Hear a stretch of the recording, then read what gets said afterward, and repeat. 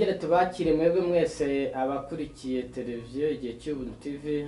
Uyu ni wa mwanya tuganiramo ijambo ry'Imana. Umunsi ntabwo ndi buvuga ibintu byinshi, abo natumiye nibo twari turi kumwe n'ubundi bushize, turi kuganira ku buryo umuntu yafashwe n'icyaha agapfa cyangwa se yakoze icyaha agapfa. Ubu ngubu tugiye gukomereza aho twari twasoreje. Ikaze Xavier, ikaze nawe me. Yego. Ugiye kudukomereza, twakiriye abari mu Rwanda no hanze yarwo, mwese mudukurikiye mukomeze mukurikire. Ngira ngo confusion abantu benshi bakunda kugira kuyisije birarangira umuntu yumvise umuntu niki, umuntu yapfuye ryari, umuntu yazutse ryari. Imana ivuga umuntu w'igitaka ikavuga n'umuntu w'umwuka, ibivuze iki? Ngira ngo ibi bintu byose turaza kubyumviramo hano hantu ndetse no mu kiganiro cyari cyashize. Reka rero nongere nkwakire Xavier, uganiriza abantu wowe na Aime, muganiriza abantu aho twari twasoreje ubushize. Imana igumugisha cyane mwene data muvandimwe, kandi dushuhuje na bene data bose mu mpande zitandukanye z'isi. Ubuntu bw'Umwami Yesu bubane nabo. Amen. Rero kugira neza kw'Imana niko kuduhaye kongera kuboneka hano kugira ngo n'ubundi mu by'ukuri twongere cyangwa se duse nkaho dukomoza ku bibazo bishobora kuba byaratekerejwe nk'ibyakwibazwa, kugira ngo uyu munsi mu by'ukuri turaza kugaragaza cyangwa se turaza kureba mu by'ukuri aho umupira warengeye ko ari noho n'ubundi womba kurengurirwa. Kuko Imana ni Imana ikurikiza amategeko. Kuko ni Imana ikora ibintu bihuye n'amategeko. Mu yandi magambo, ikibazo igikosorera aho cyabereye. Imana rero ibaho umugisha. Muri data nawe nguhaye ikaze. Yego. Rero ubushize bwo mu kiganiro cya mbere twabonye mu by'ukuri ko umugore ari we wayobejwe ahinduka umunyagicumuro ndetse azanira isi urupfu, nk'uko twarubonye mu gice twaganiraho cy'ubushize. Ariko kandi bene data bakundwa batanu bataza kwibaza batari ko Imana kuki yahisemo umugore. Ni igiciro gikomeye cyane. Umugore ni umuntu Imana ikunda cyane, nubwo byagenze kuriya, ariko kubw'urukundo rwayo n'ubundi isezerano ryo gukiza cyangwa se isezerano ryo kongera kubana n'abantu, still n'ubundi bumve ko privilege nanone yongeye guhabwa umugore. Rero abantu bataza kwibaza ngo ni kimwe haciye urupfu, ariko nanone Imana itanga isezerano ry'ubuzima n'ubundi wa mugore. Rero bene data bakundwa, ni mwishimire mwumve ko umugore ari umuntu w'agaciro cyane. N'umuntu w'agaciro cyane kuko niwe wahawe rya sezerano n'ubundi ry'agakiza. Rero abantu bataza guheranwa no kwibaza ngo kuki umugore, bumve muri nivo y'umwuka kuko Imana ntabwo ari iy'umubiri n'amaraso, Imana ni umwuka. Niyo mpamvu ibintu byose bivuga kugira ngo umuntu w'umwuka wacu abe muzima. Imana ibahe umugisha. Rero reka rero twumve nanone rya sezerano nanone ryo gukura urupfu rwere rwinjiye mu isi ruciye mu mugore, cyangwa se rwinjiye mu muntu ruciye mu mugore. Twumve nanone ko n'isezerano ry'ubuzima cyangwa se isezerano ryo kubaho ko nanone ryinjiye riciye muri wa mugore stili. Imana iguhe umugisha. Mwene data Aime wadufasha. Urabona Xavier, ubundi kuki umugore ari we wakoze icyaha. Yego. Iyo uranga yavugaga ati ubundi kuki bavuga ngo ni wabaye umunyagicumuro. Yego. Hari n'ikibazo yasoreje harimo avuga kuki ubundi bavuga ko iyo umuntu agiye yavuye mu mubiri, kuki hari iyo mvugo ivuga ko umuntu yapfuye. Iyo mvugo ubundi vaye. Reka nkubwire, iriya mvugo ni imvugo iri satanike. Urabona Imana yabwiye umuntu ko umunsi azarya igiti azapfa. Yego. Noneho wumvishe ukuntu Satani yabwiye Eva. Yaramubwiye ngo ntabwo muzapfa. Gupfaho ntimuzapfa. Yego. Mani magambo ya creatinze cyangwa se uko yazanye confusion. Manzo rebe ikibazo yamubajije. Manzo rebe ikibazo kwanza yamubajije. Yaramubajije ngo mbese Imana yababujije kurya ku mbuto zose zo muri iyi ngobyi. Urumva? Yababujije kurya ku mbuto zose zo muri iyi ngobyi. Ntabwo yababajije ngo mbese Imana yabujije kurya ku mbuto z'igiti kiri hagati y'ingobyi. Yego. Donc mbere ya byose yakoze confusion mu mutwe w'umugore. mbese imana yababujije kurya ko mbese imana ni umugome yaravuga ngo muzabeho mutarya yego mugarate wawe yibeshyeye ahubwo igiti kiri hagati y'ingobyi nicyo yagize ute yatubujije kurya urumva confusion ya mbere yari ibonetse already umugore yakoze ikosa ryo kuganira n'inzoka imana yaramubwiye ngo atware ibintu byose yincludinga muri gikururuka ari naho mwene data umwe duherutse kubana mu matera atubwira ngo hari igihe tujya duha amakuru hari igihe tujya dutanga amakuru ahadakenewe urumva umugore mu by'ukuri niwe watanze amakuru ahadakenewe yahise avuga ati ntabwo yavuze ngo ntituzabeho tutarya tuzarya ariko ukuyemwo satani abamenye iki ko harimo n'ibiki n'ibitemewe ariko tujye tunavuga ibintu mu mazina yabyo nta nubwo kiriya gikururwa nari inzoka waza ngo ubwe ngo wenda abantu bumva ko ari nk'akayoga kaje nk'igiti abantu bazi ko ari seripa eva ngwino mamari ntago ari inzoka inzoka siravuga inzoka sigira amaguru no ahubwo urumva ni imitekerereze niyo mpamvu n'isezerano ari byo tujya gukomerezaho ryaje rivuga ngo urubyaro rw'umugore ruzakora iki ruzakumena umutwe mu yandi magambo iyo mitekerereze ya confusion wazanye mu bantu uzayikuraho of course uricyo mfite kintu urumva ikibazo confusion zo gutuma abantu batekereza ko kujya irusoro ari ugupfa ni ya confusion yatanzwe na Satani n'inzoka kugira ngo kimaze gisobanukirwe ni ya confusion yatanzwe n'inzoka kugira ngo bite kuko hari ibyanditswe bivuga ngo hazabona ishyano abita ikizi kibi ikibi bakacyita ikizi urumva rero nicyo niryo shyano rihari ni ukuvuga ngo hazabona ishyano abita urupfu ikitari urupfu ikiri urupfu bakacyita ubuzima urumva hazabona ishyano abita urupfu ikitari urupfu bakarwita iki ubuzima donc niki Satani yakoreye umuntu yego gisobanuka Satani yatumye umuntu ajya kuba umuntu w'ubutaka yego urebera ibintu mu butaka yego ubaza umuntu witwa nde akavuga ukuntu nitwa urinde ndi eme wambara marinete usa gutya ureshya gutya no that's not eme yes that is not eme Satani icyo yakoze ni ukuzana iyo confusion yo kurebera ibintu mu mubiri mu butaka none rero bikanatuma no gupfa babibonera hehe mu butaka yego already icyo nicyo Satani yakoze yazanye ibintu mu butaka none azana ibintu n'ibintu kureberwa mu butaka mu by'Imana itavuze yes ni ukuvuga ngo abantu icyo Imana yise urupfu si cyo batinya nk'urupfu none se yaba ari rwo rupfu yaba kujya irusura ari rwo rupfu yego urumva kandi urupfu rukaba rwarakomotse ku cyaha kuko urabizi ko icyaha ni rwo rubori rw'urupfu yego rubori mu kinyarwanda ni ijambo ritazwi cyane ariko abarizi rirazwi ariko ni icyo nita imbarutso yego imbarutso y'ubumara trigger yego trigger urabona irambarutso yo kumbunda trigger icyaha niyo trigger y'urupfu yego ni rwo rubori rw'urupfu sting y'urupfu none se reka nkubaze inka kuki zipfa zakoze icyaha boshwe niko nkuru inka ko zipfa ibi twita gupfa kuva mu mubiri amatungo inyoni iki ko zipfa zo zakoze icyaha turamutse dusobanuje turamutse tuvuze yuko gupfa ari ukuva mu mubiri yego inka zo kandi ko urubori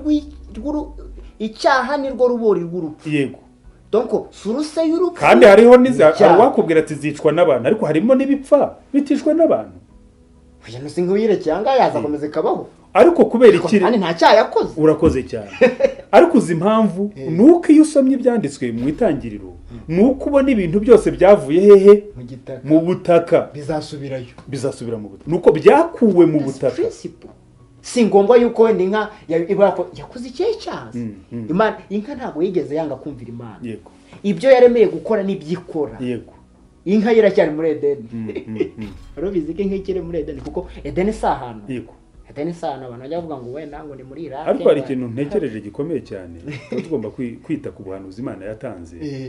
Nongeye kwibuka ubuhanuzi bukomeye maze kuvuga aho Imana yavuze ngo hazabona umuntu ishyano uwita icyiza ikibi akacyita icyiza. Nicyo kintu gikorwa ngo icyo Imana yita urupfu twese icyo tubara nk'urupfu, ari nayo mpamvu icyo twega tuba noneho icyo twita urupfu Imana yose ntabwo ikibara nk'iki, ari nayo mpamvu duhihirikanira kubibira mu mubiri. Urumva? Kandi Imana ivuga ngo nyamara nimuhihirikanira kubibira hehe? Mu mwuka. Icyo twe twita urupfu ndetse kigahindisha abantu imishyitsi, si cyo gihindisha imishyitsi Imana. Urumva twakoze reverse. Noneho ubwo ishyano rero muri uko kugira gute mu gukora reverse. Niyo mpamvu y'iki kiganiro kugira ngo abantu tuve mu bazabona iki, mu bazabona ishyano, kugira ngo twite urupfu according y'Imana, noneho twite n'ubutaka gusubira mu butaka according y'Imana. Kandi noneho icyaha ni rwo rwori rw'urupfu. Yego. Already nimba twavuze ko abantu bapfuye kuko ubwo bamaze kugira sting urubori. Yego. Icyaha. Yego. Sibyo? Already icyaha bari abagabo bakoze cyangwa se nta cyaha bakoze, ahubwo icyaha babaye cyo. Kuko nta gikorwa ubona bakoze kibi wavuga ngo wenda ese uko ko washwanira n'umuntu bari itunda kandi amatunda yarari aho. Yego. Already icyaha bana nicyo urumva ko nikitwa icyaha impamvu nkagarutseho ni ukubera ubwo buhanuzi uzanye ngo kuvuga uti ni ikibazo kuba umuntu afata ikintu Imana yita ikintu akakitirira ikindi. Hafite ishyano n'umuntu wita icyaha icy'Imana itita icyaha. Yego. Akita gukiranuka icy'Imana itita gukiranuka. Ishyano n'ije yababa we kuko niko turi hano kugira ngo mu by'ukuri duhuze Imana, duhuze imitekerereze n'Imana. Kuko ibyanditswe nabo ngo nk'uko umubyeyi yahuza umubiri n'amaraso n'abana, ngo niko nawe yabihuje natwe. Imana irashaka ko ihuza natwe imitekerereze n'imyumvire y'icyo Imana yita urupfu n'icyo Imana yita ubuzima. Icyo Imana yita icyiza n'icyo Imana yita ikibi. Yego, kugira ngo tubimenye ukurikije Imana. Si byose usanga ari confusion z'abantu benshi. Ejo bundi nibwo naganiraga n'umuntu ubwira umuntu ni urumva nk'Imana reka nkubaye nk'akandi kagera. Yego. Nk'Imana ikintu bita kubyara. Yego. Nicyo abantu bita kubyara. Ugasanga ni hazabona ishyano. Urumva nkaguhaye gutyo. Kandi yatanze isezerano rivuga ngo Imana ivuga ngo mugende mubyaremwo mwororoke mwuzurize. Mwororoke mwuzurize. Nta muntu numwe niba ngo nta bugumba ku Mana. Ku Mana nta ngumba bibaho. Nta sezerano ry'ubugumba rihari ku Mana. Nibyo ntabwiraga umuntu ninge umuntu usezerana ngo tuzabana tubyaye cyangwa tutabyaye simbyemera. Kuko ku Mana nta ngumba bibaho. Of course. Nukubyara gusa. None se nyine ariho mpamvu ngubira ngo kutamenya yo tutamenye imvugo y'Imana. Imana itanze itegeko ngo mugende mubyaremwo mwororoke. Iryo mwuzurize. Iryo ni itegeko, yo ni commandment y'Imana. None no munsi tubona abantu bashobora kutabyara kubw'impamvu runaka mu buryo bw'umubiri. Oya si n'uyu munsi mu buryo bw'umubiri. Guhera no kugiye cya Adamu turacyababona. Umuntu hashobora kuba kutabyara kubw'impamvu izi cyangwa izindi. Ubwo se twaba tuvuze ngo rya jambo se twavuga ngo iryo jambo ho ndibiba bo ntiribareba. Nuko Imana itigeze igira ite itigeze ivuga iki itigeze kubyara nk'umubiri. Kuko yabwiye Nikodemo ati Nikodemo rero wikwibaza byinshi, amubaza se nasubira mu nda nkavuka. None gatega nubwo wajya mu nda wagaruka uko ugiye waba ari kugo ugaruka. Urumva imvugo y'Imana no kubyarwa nayo mu by'ukuri bitandukanye n'iby'abantu bibwira. Si byose kugira ngo mu by'ukuri Imana itanga isezerano ry'urubyaro ry'isezerano ryo kororoka nuko ari ihame riri establi kubera yuko wari wo mugambi w'Imana. Nta ngumba nabibwiye umuntu. Kandi iryo sezerano yarihaye umugore ati mugende mubyare mwororoke mwuzurize. Nyamara ntabwo ushobora kubyarisha iterisi ngo wuzurize. Ntabwo bishoboka. N'umudugudu ni wawuzuza. Ni gute? Urumva ko nimba Imana ivuze ngo mubyare mwororoke mwuzurize, akwiye kumenya Imana ivuze kubyara n'iki. Haleluya. Ishyano rero ni umuntu uzajya gusaba Imana umwana akayisaba uw'Imana itita umwana. Imagine uwo azabona ishyano ufata icyo Imana yita icyiza akacyita ikibi. Ngo gucurika icyo Imana ivuga kivugamo ikindi. Nka Jesus himself mu fizikoma yapfuye nta mugore bashakanye ngo babyare. Yego. None se ririya sezerano ko ari nawe ryasohoreragaho umugabo umugore ko twabonye ari abantu umugabo akaba we. None ubwo iryo sezerano ryo mu itangiriro we ntiryamurebaga. Ryaramurebaga. Timoteyo ntawe ryarebaga. Ryaramurebaga. Paulo ntawe ryarebaga. Ryaramurebaga. Na Martin Luther ubwe. Byaramurebaga. Urumva ko icyo kintu kandi nyamara abo bantu utondaguye nibo tubona ba de champion y'ibyo kwizera. Ndetse tubona Paulo yishima kandi anezerwa yita ngo umwana we nde Timote mwana wanjye Timoteyo. Aha kubera iki arimo arirata urubyaro. Reba na Yesu bamuhanura Yesaya 53. Yego. Yesu bamuhanura Yesaya 53. Yego. Wenda nawe mugende umurebe Yesu bamuhanura mu itangiriro igice cya 3. Yego. Urabona Imana ikimara gukora cyagiye bakimara gukora icyaha itangiriro igice cya 3 Imana Yesu itanga isano rya Yesu. Yego. None reka nanjye muri Yesaya 53. Yego inzoka ibwira umugore iti urera ku murongo numva ari nk'uwa 10 na kangahe wa 12. Uwo mugabo arayisubiza ati umugore wampaye niwo ngo tubane niwe wampaye kuri uyo mbuto. Ni ku murongo 15. Kaduhere ku murongo wa 15. Ariko reka duhere ku 14 kugira ngo byumvikane neza. Uwiteka Imana ibwira iyo nzoka iti kuko ukoze ibyo ngo tugira ngo tubwire noneho n'abadukurikiye mu by'ukuri wumve privilege yahawe umugore. Noneho rero aho umugore ari hose yitere hejuru ko ari uw'agaciro ku Mana. Ko ari Imana itarobanura abantu ku butoni n'uw'icyubahiro. Nitavuga umugore nawe wiyumve. Niyo mpamvu umugore tutaza guheranwa na kakabo atari ko suko cyari bakuyeho n'igicumuro. Oya humure niwe nanone wakomotsweho n'iby'Imana yavuze. Niyo mpamvu uvuga ngo aho umugore ari hose ku isi yishimire kandi yitere hejuru kubw'isezerano ry'Imana. Ibwira rero Imana ibwiye iyo nzoka iti kuko ukoze ibyo uri ikivume kuri je. Amatungo yose n'inyamaswa zo mu ishyamba zose uzajya ugenda ukurura inda uzarya umukungugu iminsi y'ubugingo bwawe. Ego uzarya umukungugu iminsi y'ubugingo kuko urumva ubugingo bwawe. Umva kasi imivumo ihawe inzoka mbere ya byose nuko izajya igenda ikurura iry'umukungugu. Bira byose iramubwira ngo uzamanza ukururinda hasi. Uzagenda ukururinda. Muri magambo inda yayo izaba iri hejuru y'ubutaka. Yego. Orenda kizo fnomwe yari sanzwe nta hantu inzoka tubone ngeze gira amaguru. Yego. Ariko none izimubwe ati uzagenda ukururinda. Ukuru. Yego. Ako kantu urumva karimo ubusobanuro bukomeye. Yego. Kuki igomba gukurura inda hasi. Muri magambo inzoka igiye kuba hejuru y'ubutaka. Yego. None n'ibiryo byayo bizaba iki? Izarya bwa butaka. Izarya bwa butaka. Amara tubona inzoka zirya imbeba ni inzoka zirya itaka. Yego. Zirya itaka.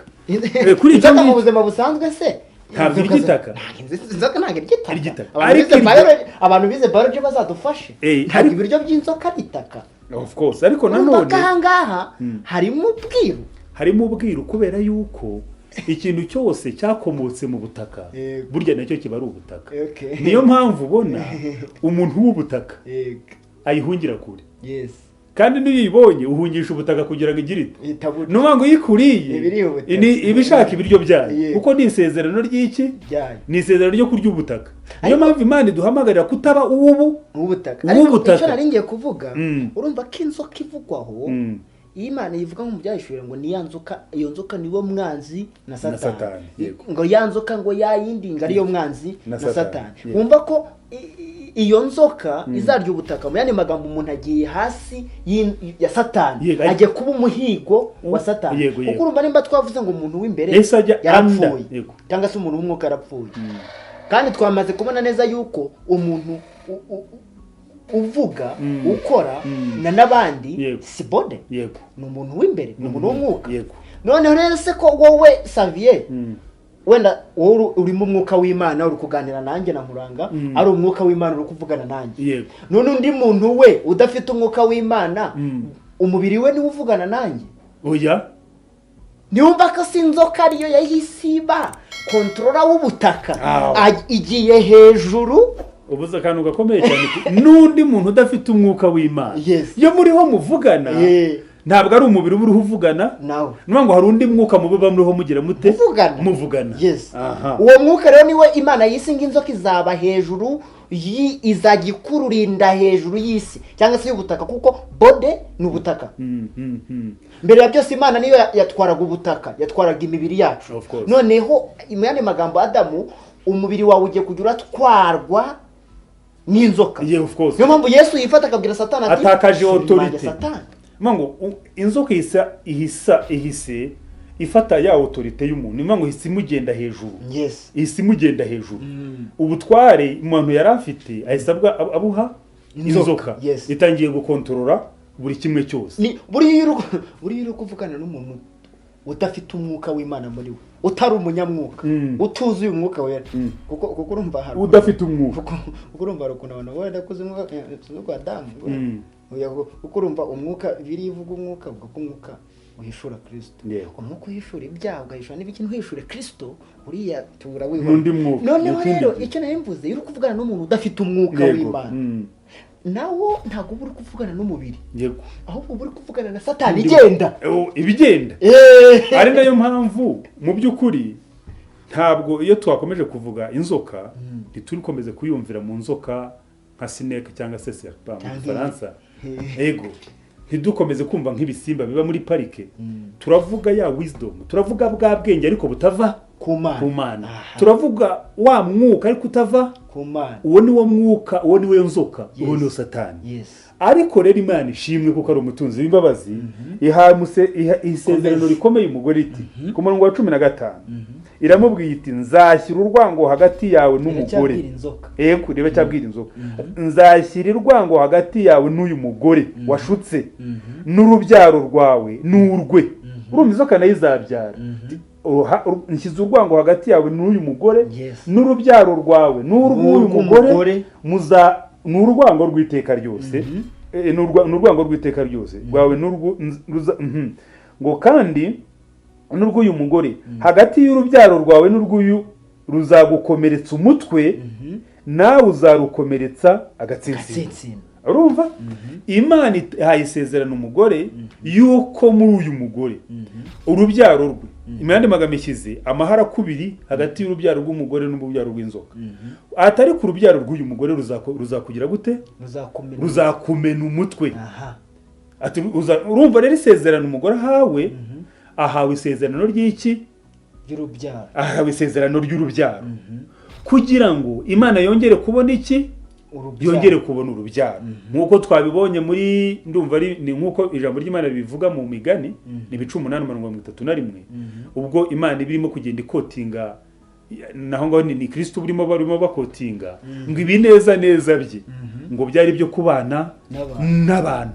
Niyo mpamvu nubwo umuntu yapfuye mu gice cya kitangiriro, ariko Imana ibineza byo kandi bikaba byo kubana n'umuntu, ntabwo uwo mugambi wigeze uhagarikwa cyangwa se ntiwigeze ukomwa mu nkokora.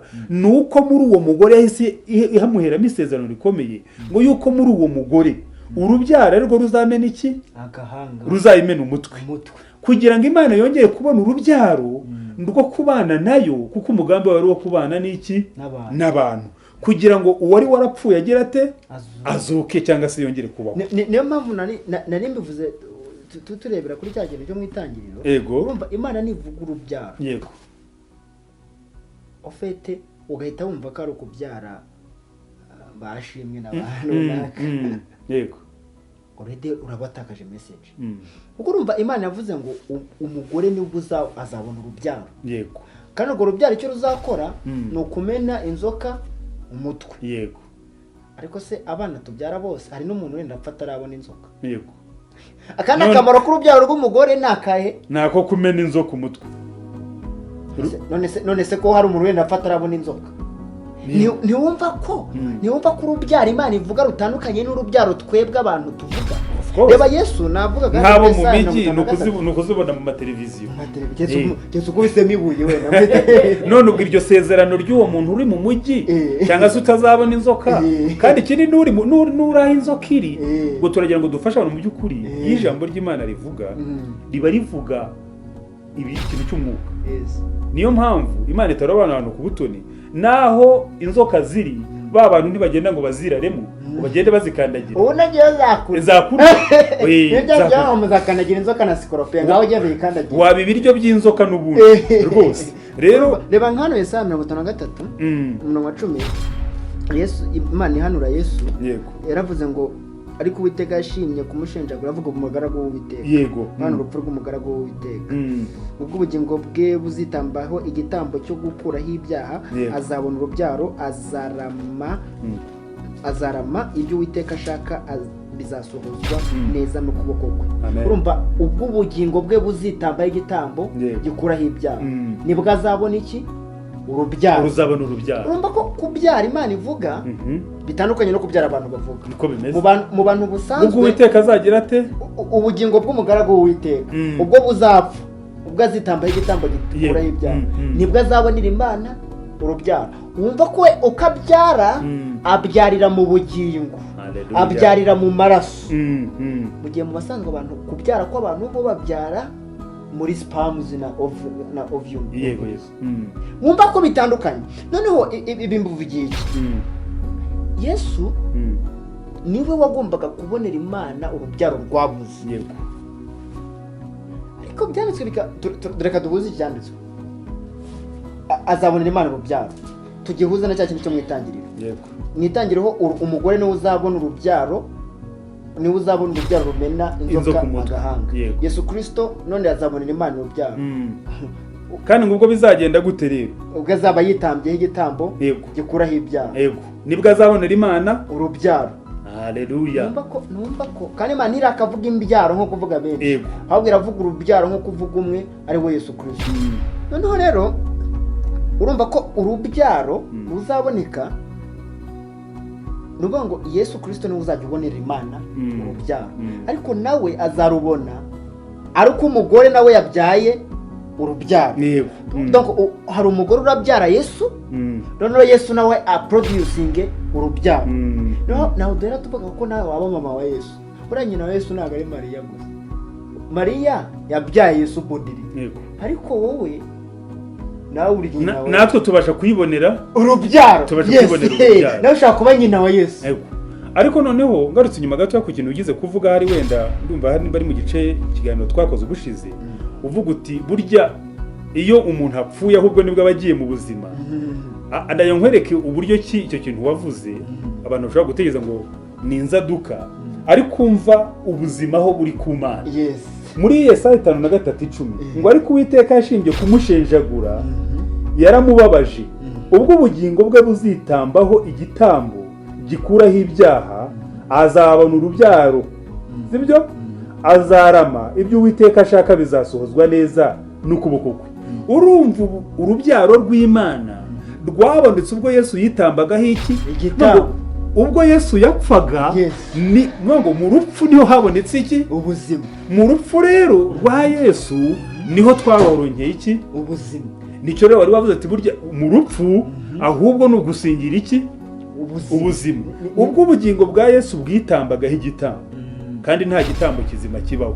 Igitambo nuko kigira gute ubwo Yesu ubugingo bwe bwitambaga nibwo yarongeye Imana iki urubyaro. Wabonye ko na Sara ntabwo yashoboraga kubyara akiri muzima byamusabye ko aba inkubwe ebyiri apfa. Biriya niko ivuga ndavuga ngo uwo yari ameze nk'uko yari yaragiye muri menopause ya mbere n'iya kabiri.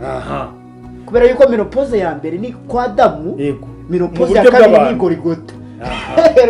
Yarapfuye inkubwe ebyiri kuvuga ngo menopause ya mbere bishushanyije ko umuntu yapfuye muri Edeni. Menopause ya kabiri ni Kristo upfuye ku musaraba noneho Sara abona kugira ute abona kubyara.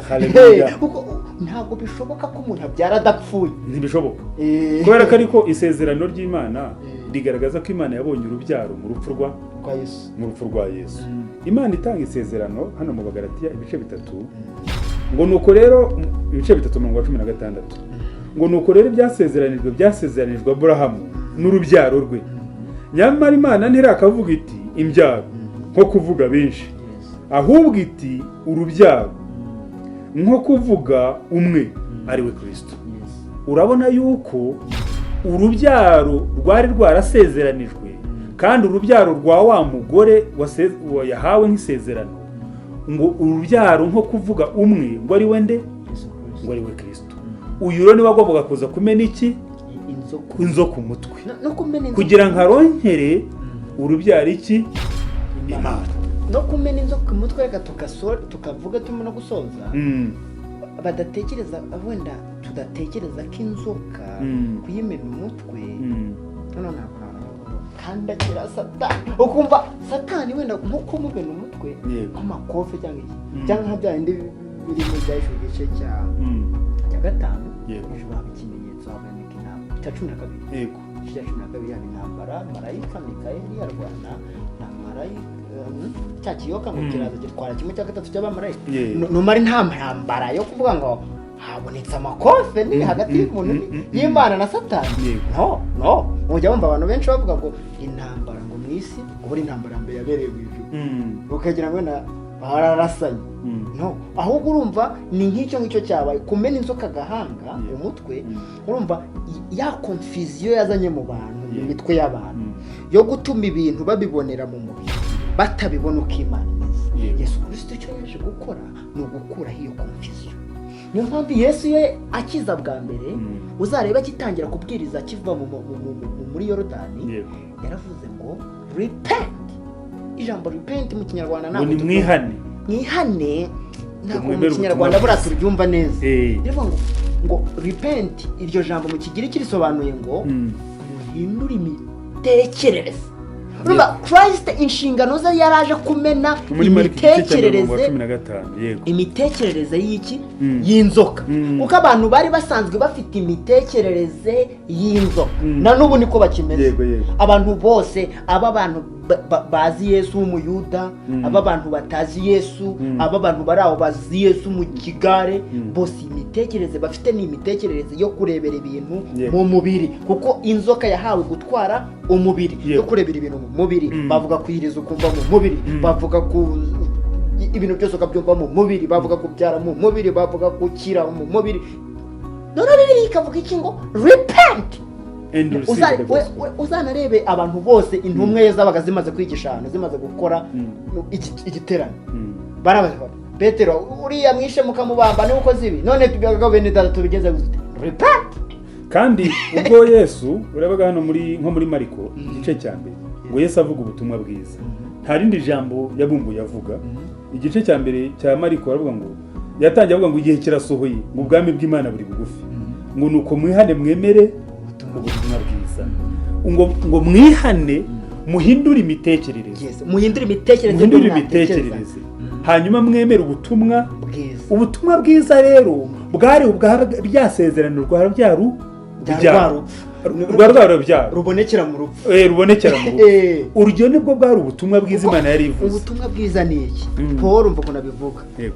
Haba Korinto ba mbere igice cya 15 umurongo wa mbere kugera ku wa 4, ubutumwa bwiza bwamo ibintu 5. Paul aravuga ngo bene data ndababwira ubutumwa bwiza nababwira, kamanze ngire masome mu Korinto ba mbere igice cya 15 umurongo wa mbere, bene data ndabamenyesha ubutumwa bwiza ndababwirije, ubutumwa bwiza nababwirije. Kumva tega amatwi wumve, ubwo mwakiriye mukabukomereramo kandi mugakizwa nabwo, niba mubukomeza nk'uko nabo babwirije, cyangwa mwaba mwizere gusa. Umva ko ubutumwa bwiza rero muzi yuko nabanje kubaha ibyo nanjye nahawe kumenya, yuko 1 Kristo yapfiriye ibyaha byacu.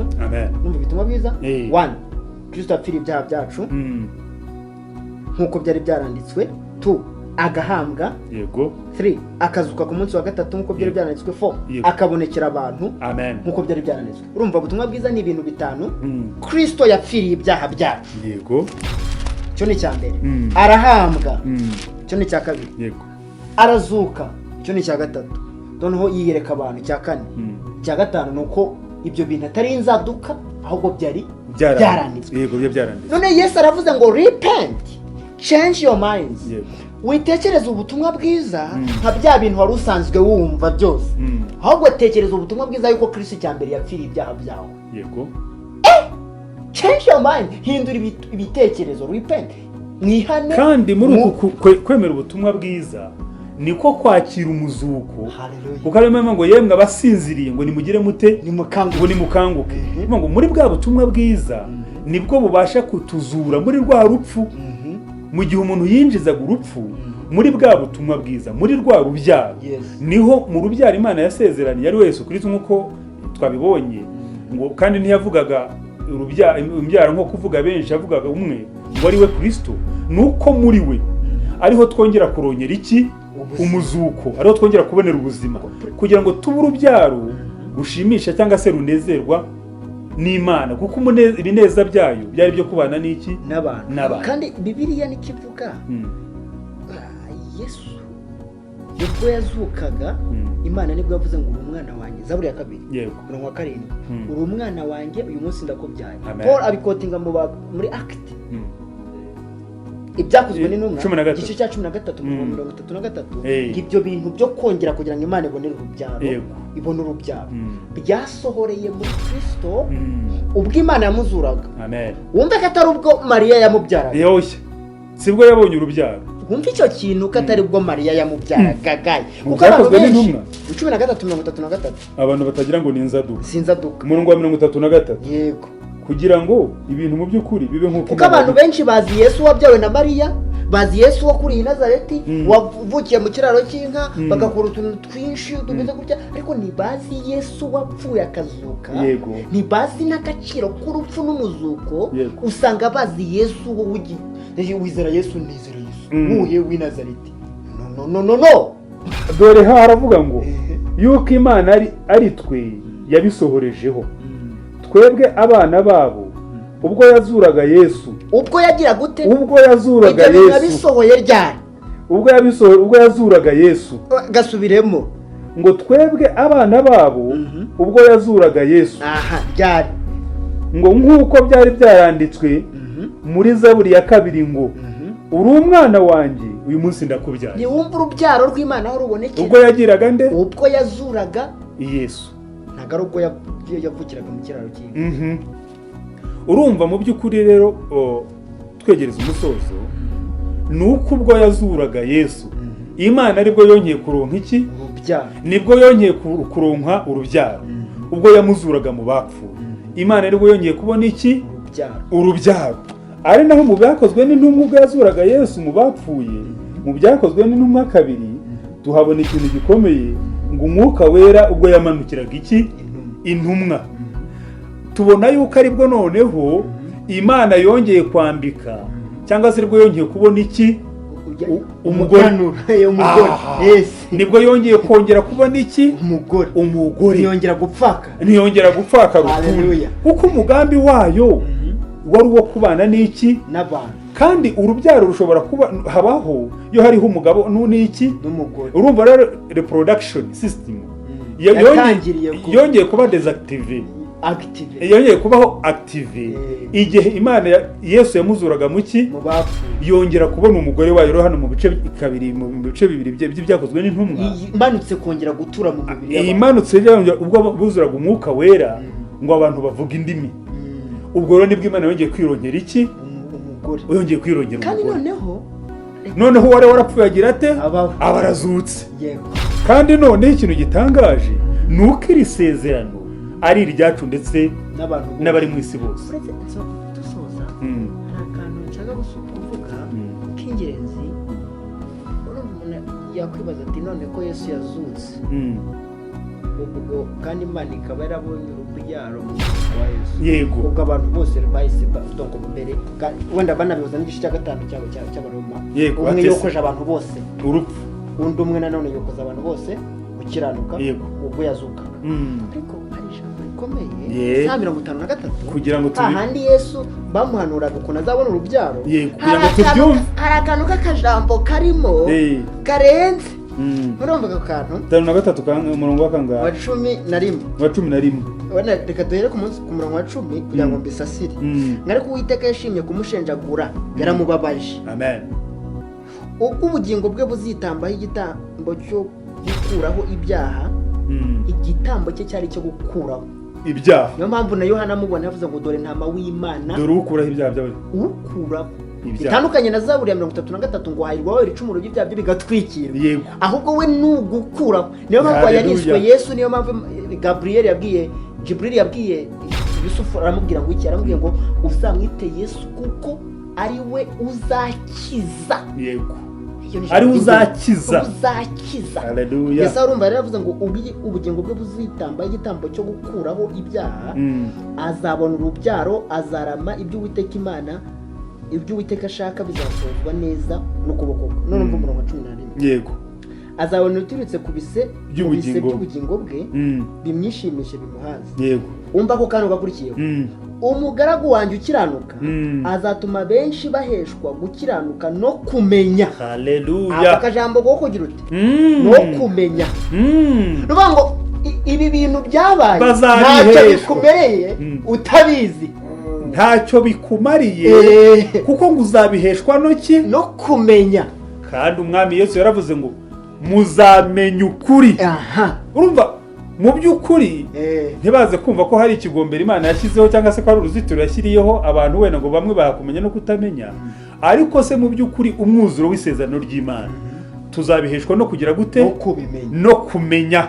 Noneho rero mwumve ko bihita bitandukana. Ntabwo tuzabiheshwa no gukora. Haleluya. Kuvuga ngo icyo kiragano cy'Imana ntabwo gitangwa n'imirimo y'amaboko. Muzabiheshwa no kumenya. Ntabwo gitangwa n'imirimo nibi no kujyahana no kujya muri ibi nibi no gutanga ibi nibi, ahubwo ni ukubiheshwa n'iki? No kumenya. Kandi Yesu ari wabihamije ati nimumenye ukuri muzaba mubatuye. Urumva mu by'ukuri kumenya ikisi, kumenya iby'uyu muzuko. Kumenya iby'uyu wapfuye. Burya yapfuye akazuka, akazukiri agapfira ibyaha byawe akabihambayo, kuko Bibiliya yavuze ngo igitambo cye ngazitambaye igitambo gikora iki? Gikuraho ibyaha. Yego. Gukuraho. So gutwikira. Niyo mpamvu rero tugira ngo mu by'ukuri tujya twitiranya kumva no kumenya. Abantu Yesu baramwumvise. Ariko abafitiye umumaro nabamumenye. Nabamenye icyo. Nabahuje ubuzima bwabo n'icyo. Nabamumenye. Abamumenye nicyo rero twifuriza bari mu isi bose, kugira ngo bamenye Yesu. Kumwumva nta muntu wese utamwumva, ndetse n'ibihugu bishobora kuba bitamwemera ariko ntibibura kutamwumva. No muri manuscript zabo abarimo. Yego. Ariko turifuriza bari mu isi bose kumenya Yesu. Kuko mu kumumenya niho mu by'ukuri isezerano ryo kongera guhinduka urubyaro no guhinduka ubwoko bw'Imana kandi bushimisha bunezezwa no kubana nabwo n'abamenye Yesu. Kumwiga, kumuboroka. Yego. No kumenya Yesu kugirana nawe ubusabane. Werembo nkuko yabyivugiye, werembo ry'intama ngo kandi umuntu niyinjira muri we azabakijijwe, azabona urwuri kandi ngo azanezerwa. Imana rero ibaho umugisha abari mu isi bose natwe ubwacu kandi, kugira ngo tumenye irembo ry'intama, tumenye Yesu, kugira ngo icyo kiragano tugiheshwe no kumenya nk'uko ibyanditswe byabitubwiye. Imana ibaho umugisha. Shalom.